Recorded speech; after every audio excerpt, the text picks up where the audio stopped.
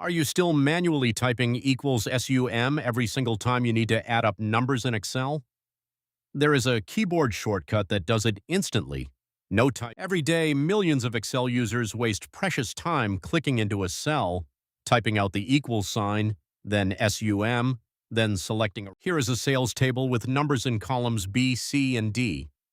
First, click on the empty cell directly below the last number in your column. That is where the total will appear. Now, here is the magic. The shortcut is Alt plus equals on Windows or Command plus Shift plus T on a Mac, and it does not just do sum.